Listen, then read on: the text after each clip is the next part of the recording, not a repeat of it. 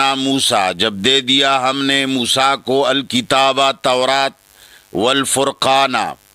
اور فرق کرنے والے معجزات، لعلکم تہتدون، اس لیے تاکہ تم راہ پالو۔ میں نے تمہیں معاف کیا تاکہ تم شکر گزار بن جاؤ، میں نے کتاب دی تاکہ تم راہ راست آ جاؤ، مگر تم لوگوں نے بچھڑے کو خدا بنا دیا، جس طرح کہ آج کل مسلمانوں نے پیروں کو خدا بنایا ہوا ہے۔ اور یہ بات یاد رکھیں، میں نے پہلے بھی کئی مرتبہ کہا ہے کہ ایک عورت جب کسی مرد کے ساتھ بدکاری کا تعلق رکھتی ہے، اگر آپ ان سے کہیں کہ بھئی یہ بھی تمہارا شوہر ہے، تو وہ کبھی اس کے لیے تیار نہیں ہوگی کہ ہاں یہ بھی میرا شوہر ہے، بلکہ وہ یہی کہے گی کہ نہیں نہیں، خدا نہ کرے میرا شوہر ایک ہی ہے، پھر یہ کون ہے جو تمہارے ساتھ کمرے میں اکیلا بیٹھا ہوا ہے؟ یہ کون ہے جس کے ساتھ تم رنگرلیاں مناتی ہو؟ یہ کون ہے جس کے ساتھ تم ہنستی کھیلتی ہو؟ تو وہ کہے گی نہیں نہیں، یہ تو میرا دوست ہے،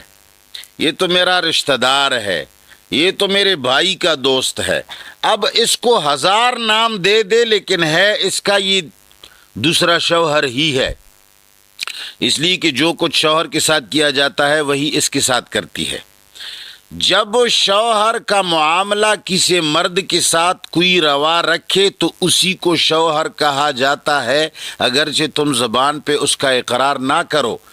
تم کبھی نہیں مانو گے کہ یہ میرا شوہر ہے، لیکن اسی کو دنیا شوہر کہتی ہے۔ تو اسی طرح خدا بنانا بھی ایسا ہی ہے۔ اللہ کون ہوتا ہے؟ اللہ وہ ہوتا ہے جس سے آدمی ڈرتا ہے، اللہ وہ ہوتا ہے جس سے آدمی خیر کی توقع رکھتا ہے، اللہ وہ ہوتا ہے جس سے لوگ خیر مانگتے ہیں، اللہ وہ ہوتا ہے جس سے لوگ جنت مانگتے ہیں، اللہ وہ ہوتا ہے جس سے لوگ شرماتے ہیں، جس سے لوگ ڈرتے ہیں، جس پہ لوگ مرتے ہیں۔ اب اگر تم اللہ کے علاوہ کسی اور پر مرتے ہو، عاشق ہوتے ہو اور اس کا نام لیتے ہو اور اس کو چیختے پکارتے ہو،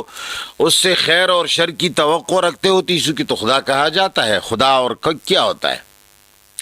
تو اسی طرح بنی اسرائیل نے بھی یہ نہیں کہا تھا کہ یہ بچھڑا جو ہے یہ بالکل خدا ہے، آسمان سے اترا ہے، مگر اس بچڑے کے ارد گرد گھومتے تھے اور اس کو آوازیں لگاتے تھے اور اس کے سامنے اکرام تعظیم کرتے تھے، یوں بیٹھے رہتے تھے۔ اور ایسا آج کل کا مسلمان بتوں کے سامنے اگر نہیں بیٹھا تو زندہ بتوں کے سامنے تو بیٹھتا ہے، اپنے پیر کے سامنے اتحیات کی شکل میں بیٹھ کر کے، یہاں ہاتھ رکھ کر کے، یہاں ہاتھ جوڑ کر کے اس کے سامنے بیٹھا ہوتا ہے، تو یہی اس کا خدا ہے۔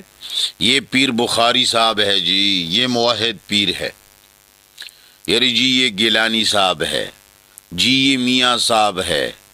جی یہ پیر صاحب ہیں، جی یہ بادشاہ صاحب ہیں، جی یہ مفتی صاحب ہیں، اور علی کے سامنے، حسن اور حسین کے سامنے، محمد مصطفیٰ کے سامنے، یہ سارے لوگ ان سے محبت بھی کرتے ہیں، حد سے زیادہ محبت، اور ان کو یا رسول اللہ، یا علی، یا حسن، یا پیران پیر، یا عبد القادر جیلانی، یہ سارے نعرے لگاتے ہیں، تو یہ سارے کے سارے تمہارے خدا ہو گئے۔ تو اس لیے اللہ فرماتے ہیں وَإِذْ قَالَ مُوسَىٰ لِقَوْمِهِ، جب فرمایا موسیٰ علیہ السلام نے اپنی قوم سے، یا قوم، اے میری قوم، انکم ظلمتم، یقیناً تم لوگوں نے ظلم کیا، انفسکم، اپنی جانوں پر،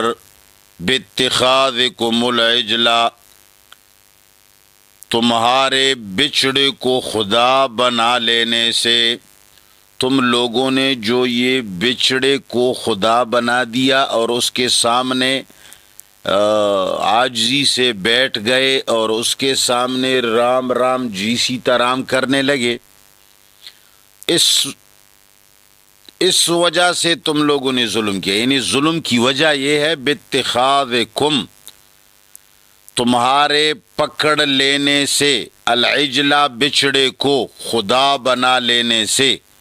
تم لوگوں نے اپنے اوپر ظلم کیا ہے، لہٰذا اللہ کا حکم یہ ہے فتوبوا الی بارئکم، پس توبہ کر لو اپنے پیدا کرنے والے کے سامنے، اللہ کے سامنے توبہ کرو۔ بارئکم کا معنی ہے پیدا کرنے والا، اور اس کا طریقہ کار کیا ہوگا توبے کا؟ چونکہ گناہ بہت بڑا ہے، فاقتلوا انفسکم، تم لوگ مار ڈالو اپنے مشرک بھائیوں کو یا شرک کرنے والوں کو۔ یہاں معنی تو یہ بنتا ہے فاقتلوا انفسکم، مار ڈالو اپنے آپ کو، مگر یہاں مراد وہ لوگ ہیں جنہوں نے شرک کیا، کہ تم تلوار اٹھا کر کے شرک والوں کے خلاف جہاد کر لو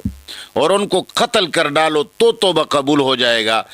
اس لیے تمہارا گناہ یہ ہے کہ تم ان کے شرک پر خاموش ہو گئے تھے۔ فتوبو، پس توبہ کرو، الی بارئکم، اپنے پیدا کرنے والے کے سامنے، فاقتلوا انفسکم، اور قتل کرو شرک کرنے والے بھائیوں کو، ذالکم خیر لکم، یہ کام تمہارے لیے بہتر ہے، عند بارئکم، تمہارے پیدا